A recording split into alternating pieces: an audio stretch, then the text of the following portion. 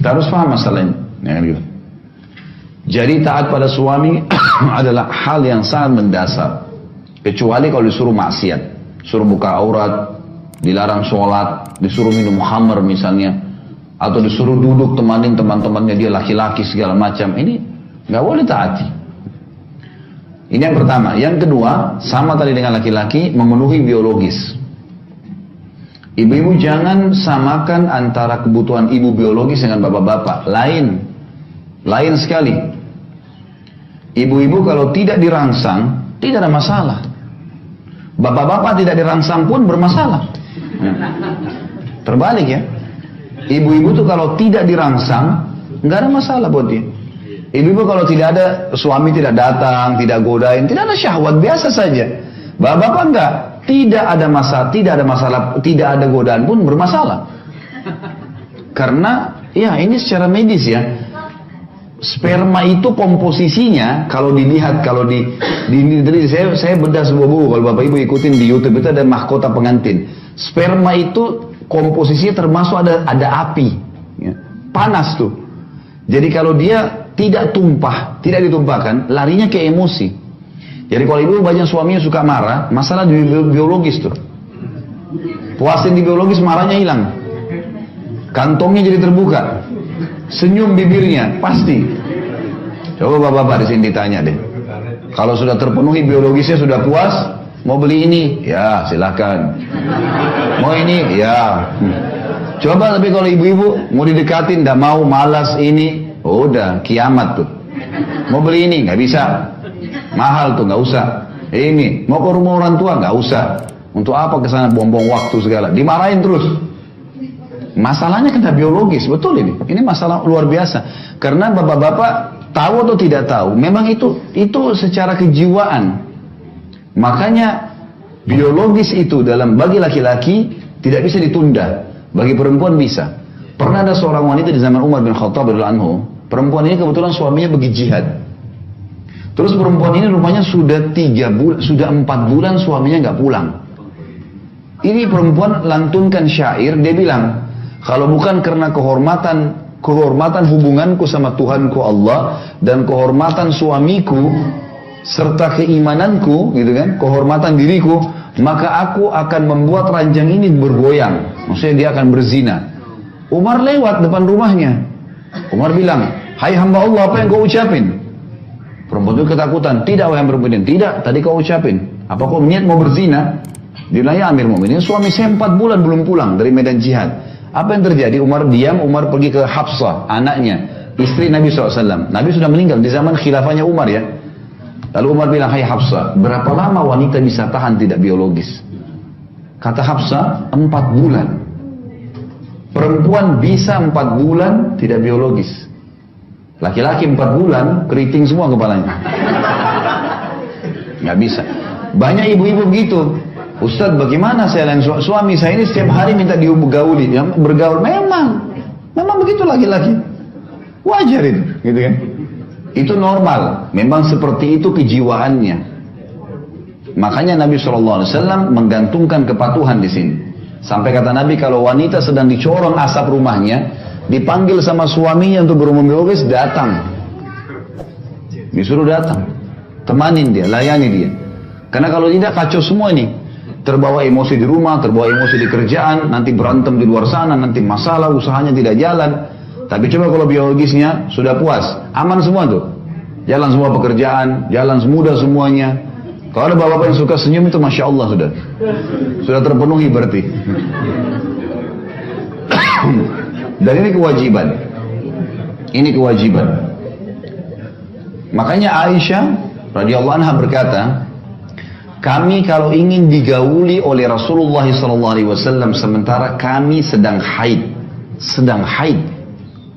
Ternyata wanita haid tidak ada syahwat pada saat haid itu. Ibu pasti tahu itu sudah dibahas dalam buku-buku fikih. Wanita kalau sedang haid, sedang nifas, ini lebih jauh lagi dari syahwat. Udah memang nggak terfikir ke situ gitu kan. Ini darah ini membuat orang jadi tidak berpikir untuk itu. Tapi laki-laki nggak bisa. Kata Aisyah, kami kalau sedang haid dan Rasulullah SAW ingin menggauli kami, ada syahwat laki-laki. Maka beliau menyuruh kami mengikat kencang tempat keluarnya darah di kemaluan, lalu beliau menggauli kami.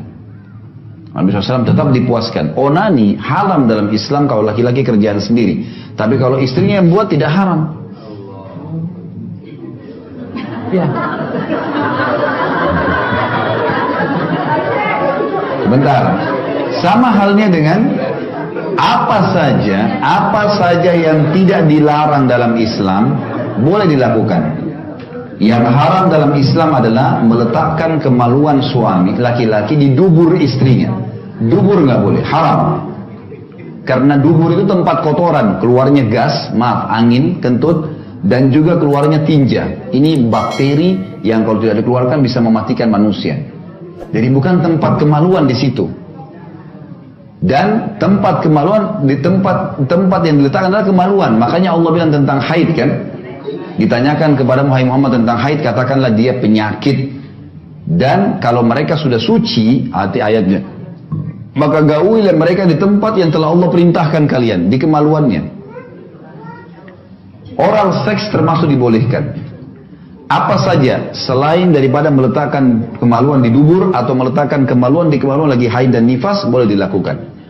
Saya kasih contoh misal, teman-teman kita muhajirin, sahabat-sahabat Nabi dari Mekah, waktu hijrah ke Madinah teman-teman, rupanya tradisi orang berhubungan biologis di Mekah waktu itu, mereka menunggingkan istrinya dan mereka menggauli dari belakang, di kemaluan.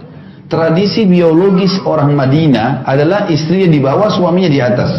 Mereka nggak kenal gaya lain. Yang terjadi, waktu sahabat-sahabat muhajirin ini hijrah ke Madinah, banyak yang tidak bawa istrinya, akhirnya nikah sama wanita Ansar di Madinah.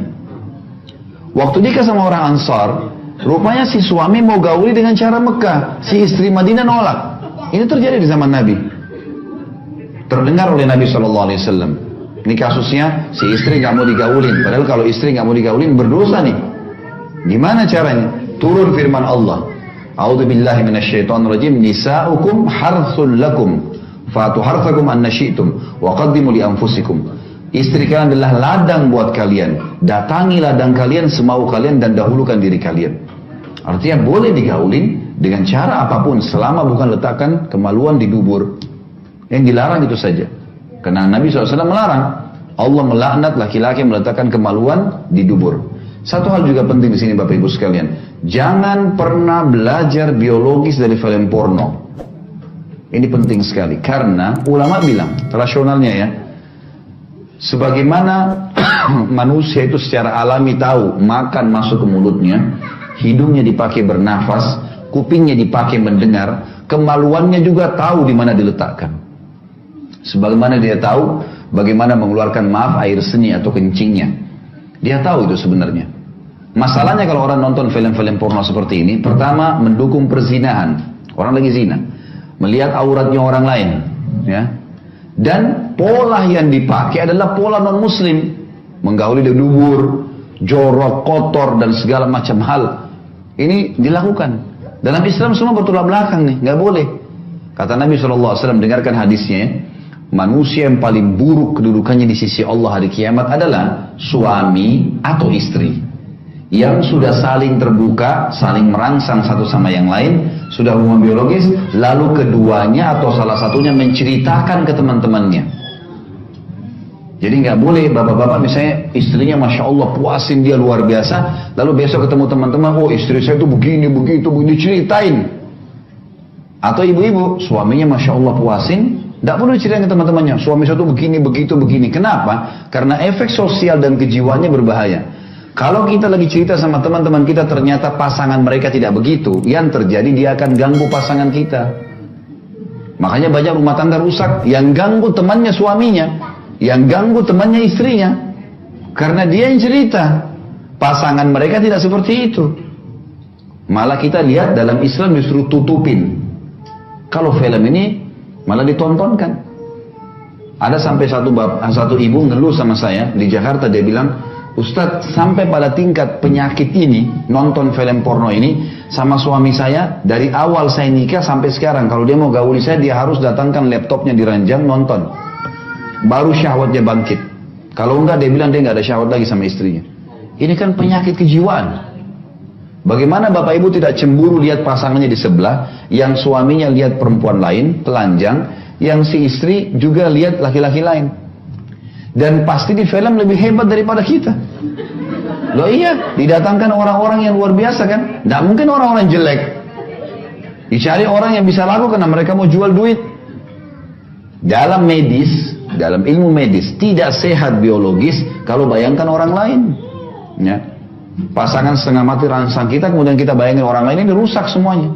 Tapi kalau kita tidak pernah tonton itu Bapak Ibu sekalian, kalau pernah dilakukan istighfar kepada Allah, ada di rumah rusakin semua. Mulai sekarang bangun biologis yang sehat. Pada saat biologis buka mata, lihat pasangan, nikmatin pasangan itu, kemudian insya Allah sampai kita kelimat. Mungkin butuh proses beberapa waktu, setelah nanti semua kenangan film-film itu hilang, dalam waktu yang berjalan nanti kita akan rasakan luar biasa kenikmatan karena kita menikmati pasangan kita. Ini yang real di sini, itu bahaya, itu cuma hayalan. Ini realnya yang harus. Dia tidak akan enak orang makan nasi sama tempe kalau yang dibayangin ayam. Mana itu? Loh benar. Kalau yang ada nasi sama tempe lah yang dimakan. Jangan hayalin yang main. Itu hayalan. Mengganggu ini. Padahal ini sebenarnya di depan mata kita. Ini poin. Baik. Penuhi kebutuhan biologis ini penting. Ibu-ibu harus garis bawahi. Suami memang kebutuhannya mendesak. Sering minta itu pun adalah hal yang wajar. Hak dia. Ibu tinggal layanin dan menikmatin. Itu saja. Ini pahala dan ibadah. Gitu kan? Ini dua hal yang kalau kita simpulkan sebenarnya adalah hal yang sangat mendasar haknya suami. Kalau poin pertama tadi taat, masuk dalamnya tentu tidak boleh juga keluar rumah tanpa izin, ya. Sampai kata Nabi SAW, wanita ahli surga adalah wanita yang kalau kau lihat ke arahnya, dia selalu menyenangkanmu dengan dandanannya, dengan pakaiannya, dengan godaannya, semua, gitu kan. Dan kalau kau perintahkan, dia selalu patuh menjalankan. Ini kunci. Kemudian kata Nabi SAW juga, wanita di surga adalah wanita yang kalau dia berbuat salah atau suaminya berbuat salah, dia datang kepada suaminya memegang tangannya di malam hari, dia mengatakan, saya tidak bisa tidur kecuali kau sudah ridho dengan saya. Mungkin ibu bilang, kok kalau saya yang salah wajar, kalau dia salah bagaimana caranya? Ibu harus tahu ya, laki-laki itu karakternya, gengsinya tinggi. Jadi ternyata syariat Allah yang Allah turunkan lebih tahu siapa laki-laki, lebih tahu siapa perempuan. Bapak-bapak di sini misal, kalau kita lagi buat salah, lalu istri kita yang datang mengatakan, kalau kau tidak ridho dengan saya, maka saya tidak bisa tidur. Saya pastikan bapak-bapak yang salah mengatakan, saya yang salah, maafin saya. Tapi kalau tidak, maka dia akan muncul gengsi dan egonya. Jadi syariat datang memandu untuk bisa mengambil hati pasangan. Memang sudah paling tepat itu. Ini poin tentang masalah hak dan kewajiban.